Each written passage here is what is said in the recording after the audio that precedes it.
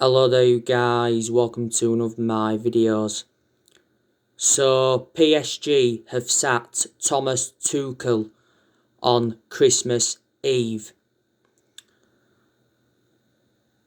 And Mauricio Pochettinho is expected to become PSG's new manager. So that means Pochettinho has rejected Manchester United. Pochettinho has been the favourite to take over at Manchester United. He was obviously the favourite to take over after Jose Mourinho got sacked. Now, I do like Mauricio Pochettinho. He's well proven in the Premier League. His philosophy's good and he's dealt with top players. Don't forget, he did endure 5.5 years with Tottenham. Analysing the vast majority of his tenure at Tottenham were competing in and out of the top 4. Last year, he guided Tottenham to their first ever Champions League final. He guided them to 2 FA Cup semi-finals and he guided them to the League Cup final. Obviously, before he was at Tottenham, he was at Southampton. He guided Southampton to their highest ever finish in the Premier League era. And before he was at Southampton, he was at Espanyol.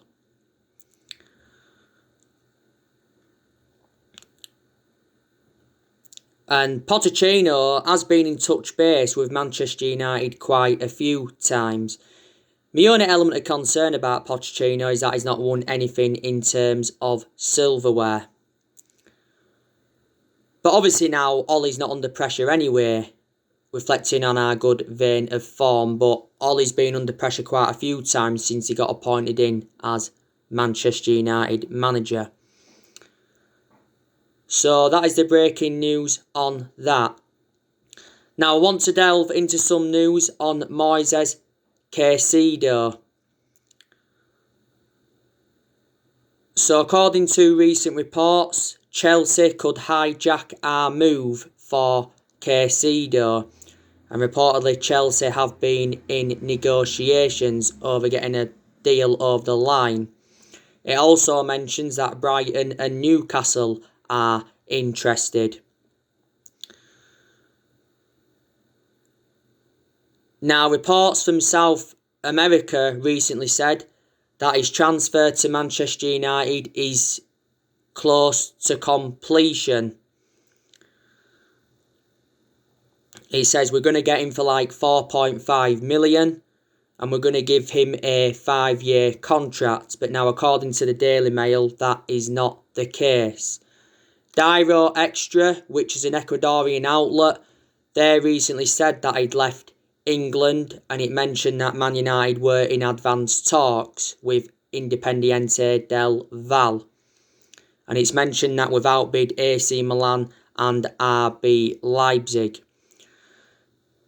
Independiente del Valle said that they wanted around 5.5 million, with add-ons included, and it said they wanted around a 20% sell-on clause. Caicedo is the age of 19, is a holding midfielder, made his debut around 14 months ago. And I think he's played around 4 times for Ecuador. He played in Ecuador's 4-2 win against Uruguay back in October, and he scored in that game. We could still get Caicedo on the board, probably still going to be our first signing for January. He'll be the second Ecuadorian to represent Manchester United. So that is the breaking news on him. But it is good that we are making plans for next year. You know, we have got a lot of players on our agenda. David Alaba, you know, we've obviously been in for him recently. He's recently said that we'd made a formal offer for David Alaba, and Karl-Heinz Rummenigge, who is the Bayern Munich CEO, he appears to accept that David Alaba will leave on a free. David Alaba is into the final 6 months of his contract with Bayern Munich. Bayern Munich have been in negotiations of trying to convince him to sign a new contract, but obviously he's refused it. It mentions that Chelsea are going to start negotiations over possibly getting him in the summer. Real Madrid, PSG and Barcelona have been interested. Alaba is predominantly a centre-half or a left-back. He's been deployed as a central midfielder, a left winger and a right winger before. He's made 404 appearances for Bayern Munich in all competitions and he's scored around 32 goals. And he's won around 20 major honours with Bayern Munich. He's been there now for a long time. He is the age of 28. Before he was at Bayern Munich, he was at Austria Vienna. And obviously he had a loan spell with Hoffenheim. By the way, Oliver Kahn, who is the Bayern Munich chef, he's provided us with an update on David Alaba, and he actually doesn't know what's going to be happening with him. Jack Grealish, he's now back on our agenda. It recently said that Aston Villa are expecting bids from Man United and Man City in January. It also mentions that Liverpool are interested because reportedly they're seeing him as a possible replacement for Salah, because it does mention now that Salah is unhappy at Liverpool. Reflecting on Jack Grealish's performances, I think Villa value him now around £100 million. Last summer, Villa said that they wanted around £80 million, so that valuation put us off. Now, in September, Grealish signed a 5-year contract with Aston Villa. Up until this point, he's spent the entirety of his career with Villa. Jadon Sancho, I think we'll also go in for him next year. Erling Haaland could also go in for him next year as well.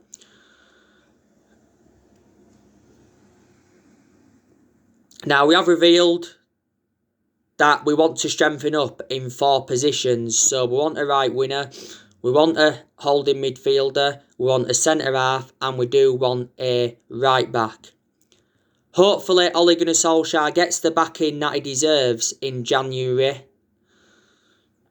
because during the summer transfer window, he wasn't backed enough because we missed out on all of his priority targets. And Solskjaer showed his frustration to our board during the summer because they wasn't backing him enough, and the board haven't backed any of the managers that we've had since Sir Alex Ferguson left, and this is one of the main reasons why the board has been one of the biggest problems at the club for several years. We're obviously going to focus on the outgoings next year as well as the incomings, because there's still deadwood at the football club that we need to get rid of. I think next year we'll be looking to offload Lingard, Phil Jones, Rojo, Romero. Obviously Romero is now our 3rd choice goalkeeper. I think we'll also offload Eric Bailly. He's a good centre-half, Eric Bailly, but he is injury prone. Could offload Juan Mata. I'm expecting Ighalo to leave next month when his loan expires. There's been rumours of Daniel James possibly leaving the club.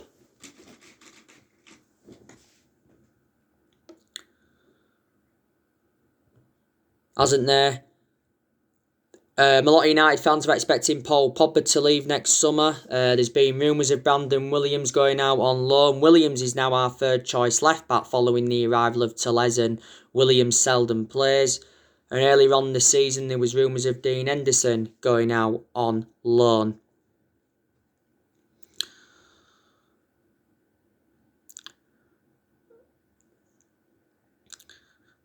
Now, we had a very, very good win yesterday night against Everton, beating them by 2-0 at Goodison Park. It was in the Carabao Cup quarter final. Obviously, it was 2 late goals from Edison Cavani and Anthony Martial. And it's the second time we've beaten Everton at Goodison Park this season, because we're beating them 3-1 at Goodison Park earlier on in the season in the Premier League, didn't we? But yeah, I've got to credit Solskjaer. He's got us to a semi-final. You know, we have got Manchester City. We know that's going to be a tough game.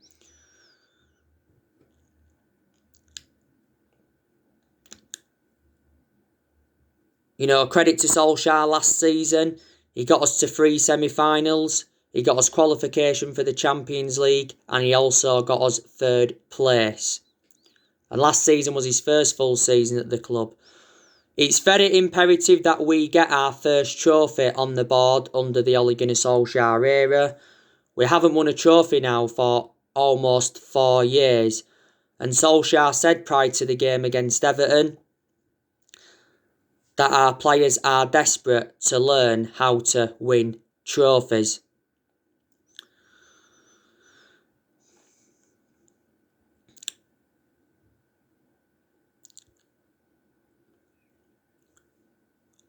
Ole Gunnar Solskjaer said we can make a statement if we reach the Carabao Cup final. More than likely, if we do beat Man City, it will be Manchester United and Tottenham final.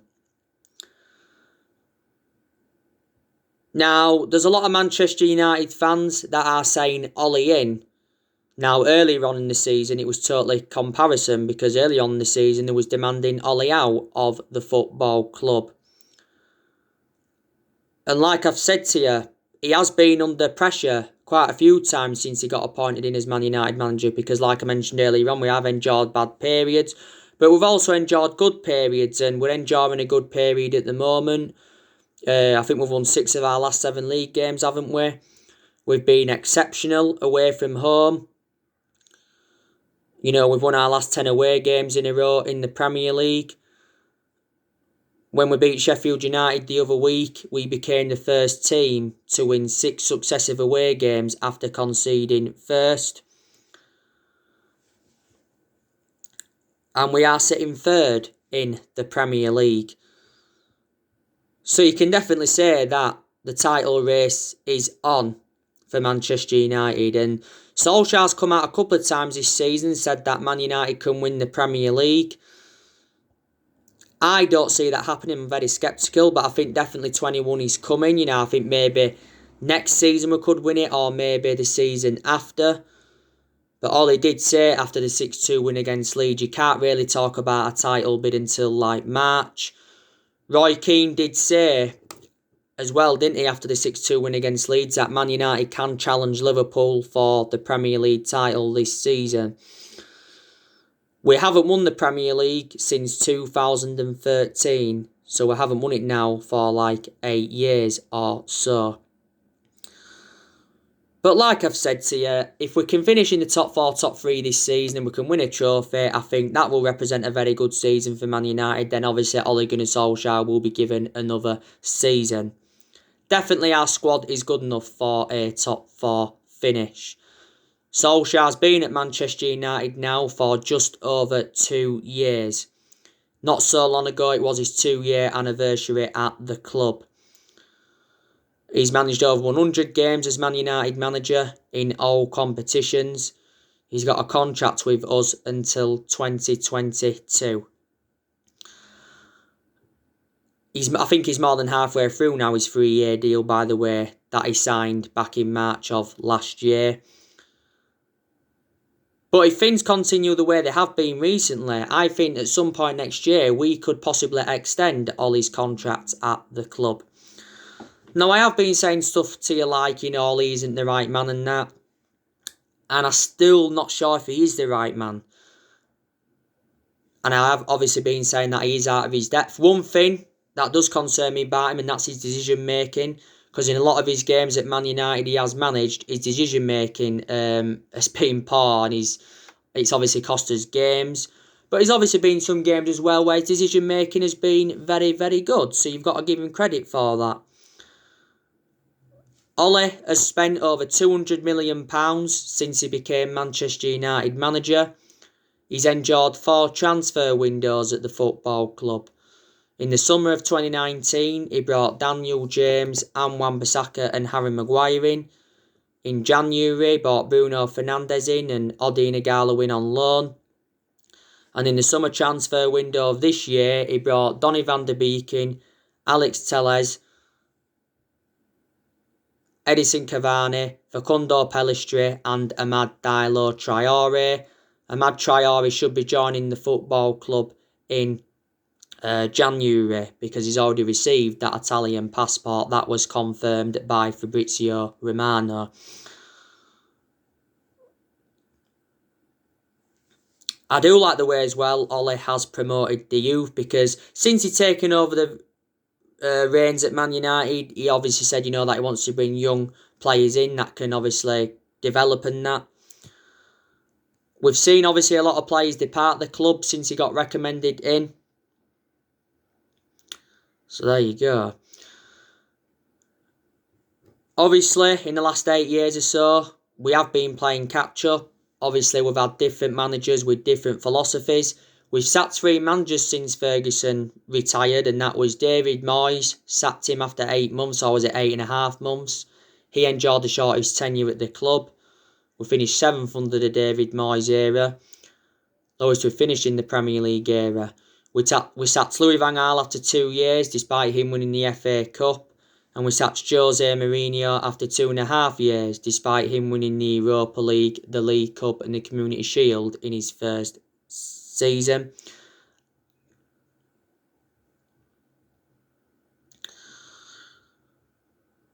We've obviously brought around 36 players in since Ferguson left, and we've spent over £1 billion on them.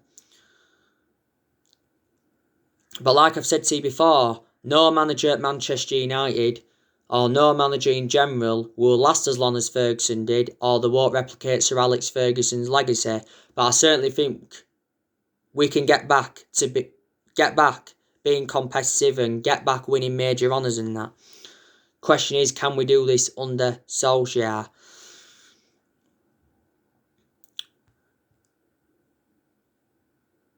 Now, we've got a big game this weekend.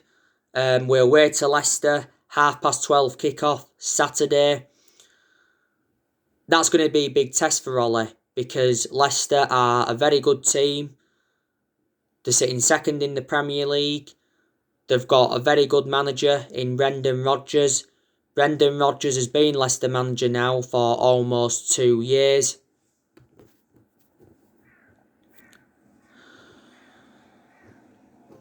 Was it last year he signed a 5 or a 5.5 year deal with Leicester?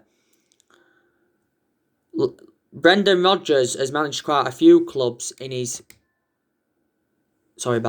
managerial career. Obviously, before he was at Leicester, he was at Celtic. He enjoyed a few years with Celtic. Before then, he was at Liverpool. I think he enjoyed one good season at Liverpool. Before then, he was at Swansea. And before then, he was at Reading and Watford, obviously, when he was a lot younger. Brendan Rodgers has made quite a few signings since he became Leicester manager. He has brought the likes of Fofana in. They got him earlier on this year. They brought that Timothy Castagne in, if I pronounce his name correctly. They got him earlier on this year. Rodgers has brought the likes of Dennis Pryor in. They got him last year. He brought Youri Tielemans in. Well, obviously he got Youri Tielemans permanently, didn't he? Because at one point Leicester had him on loan. He obviously brought James Justin in, was it last year? Also brought Perez in last year. Leicester have got good players that we need to be aware of. They have got the likes of Jamie Vardy, one of their key players. He's risen up from non-league football. He's been out of injury, but I think he's going to be available for Saturday. Iheanacho, he's one of their key players. I think he's been at Leicester since 2017. James Maddison, he's definitely one of their key players. He's been at Leicester now a few years. Leicester paid around £20 million for him from Norwich. They've got Ndidi, he's one of their key players. I think Marco Brighton's one of their key players. Harvey Barnes is very, very good. We've actually inquired about Harvey Barnes' availability. They've got Fuchs. I still believe that Wes Morgan is still with them. They've got that Ricardo Pereira. I think he's been out with injury recently. I think Schmeichel's a very good goalkeeper. And Leicester, like I've said to you already, they've lost good players. You know, they lost Harry Maguire to us in the summer of 2019. They lost Riyad Mahrez in the summer of 2018 to Manchester City. They lost Ben Chilwell this year to Chelsea. They lost N'Golo Kante and Danny Drinkwater to Chelsea. So, there you go. Leicester were very, very consistent though under Claudio Ranieri, because they actually won the title under Claudio Ranieri, and that was back in 2016.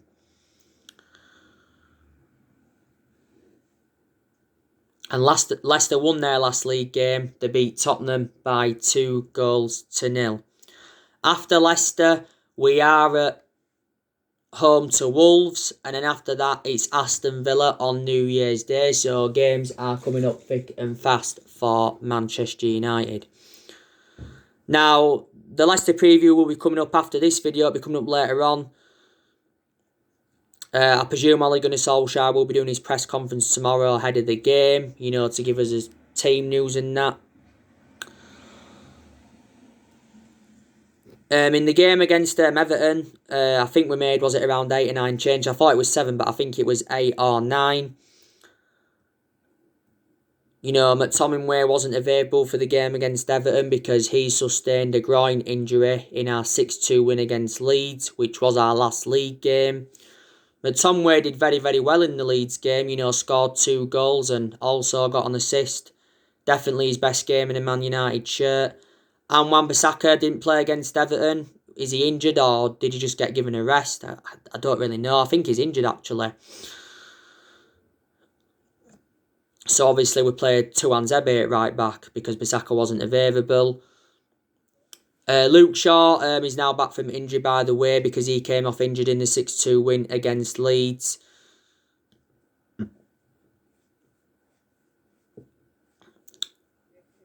So yeah, we'll obviously make quite a lot of changes in the game against Leicester from the 2-0 win against Everton. De Gea, he obviously didn't play against Everton. It was Dean Henderson in goal, like I said it would be. Lindelof, he didn't play against Everton. Obviously Bay played instead. Fred, he didn't play against Everton either.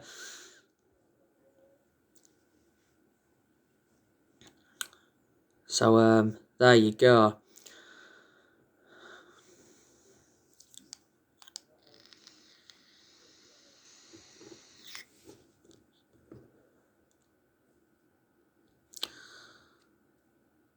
But we have got good players at Manchester United. I've got to say, Marcus Rashford, he's very, very good. He played against Everton yesterday. Well, he came on as a sub, didn't he? Obviously got an assist. He had a good chance. I don't think he was great, though, when he came on yesterday. But in most of his games under Solskjaer, Rashford has been very, very consistent. I think it said in the new year, we're going to offer Marcus Rashford a 5-year contract worth around £300,000 a week. Rashford's current contract runs until 2023 with an option of a further 12 months. And as it stands at the moment, it's on around £200,000 a week. We need to keep Marcus Rashford out wide because that's where he's more effective. He has been part of the club for several years. Martial's good. He's been very good recently. Scored against Everton when he came on. Did well. He did well in the Sheffield game. Give him credit. Got his name on the score sheet. Did well against Leeds. Got 2 assists and also won the penalty. Because for the vast majority of this season, he has been out of form and he hasn't been clinical enough in front of goal. Last season, Martial was good and he was good in his debut season under Van Gaal. Martial's enjoyed a good 5 years or so now at the football club. We sometimes play him out wide and sometimes we play him centrally. Ollie was the one that gave him that number 9 shirt. Earlier on in the season, Martial was suspended for 3 games in the league because he got sent off in our 6-1 defeat to Tottenham. I think Mason Greenwood's also a good player. Greenwood did quite well yesterday against Everton. Obviously had a great chance, hit the post. Should have converted it, really. You know, Ollie's been defending Mason Greenwood a lot this season. This is his second season in our senior squad. At the start of this season, we give him that number 11 shirt. Don't forget, early on the season, he had personal issues, he had injuries, and at one point he was out with illness. Edison Cavani, he's good. He's enjoyed a fantastic start to his Manchester United career. Cavani obviously scored yesterday against Everton. Took his goal really, really well. It was a 20-yard curler. Obviously had a couple of good chances in the first half as well. Should have converted them, but it was 2 good saves from Olsen in Everton's goal. You know, Edison Cavani has just come back from a muscle problem not so long ago. And don't forget, in the 3-2 win against Southampton, he came off the bench and scored twice and also got an assist, so he changed the complexion of that game. He obviously scored his first goal for the club in the 3-1 win against Everton. So that's twice now he scored against Everton this season. And he almost scored on his debut against Chelsea in the Premier League with his first touch. Edison Cavani is facing a 3-match ban. If he is found guilty, that is. He has been charged by the FA for misconduct, you know, with the racist comment that he put on social media last month. He's got until January the 4th to respond to his charges. Ollie confirmed that Edison Cavani obviously apologised for this. Bruno Fernandes, he's obviously very, very good as well. He's our best player and he's the best signing we have made since the Sir Alex Ferguson era. Fernandes has enjoyed almost a year now at Manchester United. Fernandes had a couple of good chances yesterday. You know, had the chance from the free kick and he hit the woodwork towards the end. Won Player of the Month for November, but he's won that now quite a few times, reflecting on his good performances. We paid £47 million for him from Sporting Lisbon in January. He predominantly plays in that number 10. Probably needs a rest because Solskjaer's been overplaying him. I didn't think he would have started yesterday, to be honest with you. I also think that Donny van der Beek's a good player. He's enjoyed a good start to his Man United career. He started yesterday against Everton. He was playing on that left-hand side. I think Solskjaer explained why he was playing on that left-hand side. So when we have been playing him recently, you know, we've actually been putting him in that deeper role. I think he's more effective in that deeper role. His contribution, though, was good yesterday against Everton and he had a chance. He's made 2 starts in the Premier League so far. That was against West Ham and Southampton. And we got him in a deal worth £40 million. To Paul Pogba's credit, he's been very, very good recently. You know, he was good yesterday against Everton. His movement was good. He had chances. He was also good against Sheffield United. He played a part in one of the goals. He didn't play any part against Leeds. He was also good when he came on against RB Leipzig, got his name on the score sheet, and also scored in the 3-1 win against West Ham. And that was his first start in the Premier League for over a month, Paul Pogba's. You know, since he's come back from the ankle injury, he's done well. Ollie did confirm, by the way, that ankle injury was totally comparison to the one that he had last season because Pogba was out for the vast majority of last season. And Solskjaer has obviously said that Paul Pogba can be convinced to stay at the club if the club win trophies. He says Paul Pogba has got a good attitude and he has the right mentality at Manchester United. But there's been obviously a lot of rumours about him leaving the football club next year. I've got to give Fred credit because I think he's been impressive in games this season for Man United, you know, where he showed good attacking intent and his defensive contributions being good. He's been at the club now a few years. We paid £47 million for him from Shakhtar Donetsk. McTominay, he's been good in games this season. Very, very good, obviously, in the Leeds game. Luke Shaw's been good as well. Got to give him credit. Alex Telles, he's been good. Yesterday night, he put some good deliveries into the box and he got forward well. Harry Maguire, he's good when he wants to be. Eric Bay's also good, but just too injury prone. Eric Bay started yesterday night. Yeah, he started yesterday night, Eric Bay. That must have been his first start since our 6-1 loss to Tottenham. And Wan-Bissaka's also been very, very impressive as well. But I bought you that 20 like I bought you 20 bottles of Stella for Christmas. Alright. So, if you want to share 10 bottles each.